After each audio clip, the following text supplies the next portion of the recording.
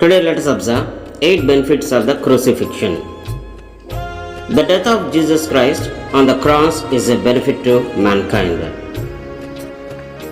First benefit, it deals with sin and its consequences.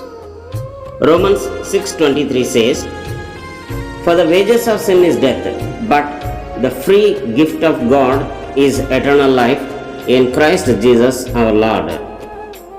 Romans 6:11 says, "So you also must consider yourselves dead to sin and alive to God in Christ Jesus."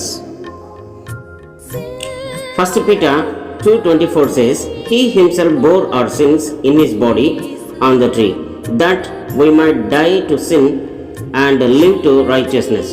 By his wounds you have been healed." Second benefit of crucifixion of Lord Jesus Christ is, it delivers us from God's wrath. Romans 5:9 says, "Since therefore we have now been justified by his blood, much more shall we be saved by him from the wrath of God." Third benefit of crucifixion is, God redeems and forgives us. Colossians 1:14 says, "In whom we have redemption, the forgiveness of sins." Fourth benefit is, it breaks Satan's power. According to Colossians 2nd chapter 14th and 15th verse, by cancelling the record of debts that stood against us with its legal demands, this he set aside, nailing it to the cross. He disarmed the rulers and authorities and put them to open shame by triumphing over them in him. Fifthly, crucifixion of Lord Jesus Christ brings physical healing. According to Isaiah 53:5, "He was wounded for our transgressions, and he was crucified for our iniquities."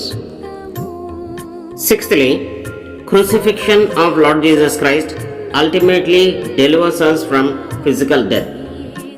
2 Timothy 1:10 says, "And which now has been manifested through the appearing of our Savior Christ Jesus, who abolished death and brought life and immortality to light through the gospel." Seventhly, crucifixion of Lord Jesus Christ reconciles us to God and to others. Romans 5:10 says, "For if while we were enemies, we were reconciled to God by the death of his Son, much more now that we are reconciled, shall we be saved by his life." Eighthly, crucifixion of Lord Jesus Christ gives us access to God. Hebrews 10th chapter 19 and 20th verse says, "Therefore, brothers, since we have confidence to enter the holy places by the blood of Jesus, by the new and living way that he opened for us through the curtain, that is, through his flesh." Amen.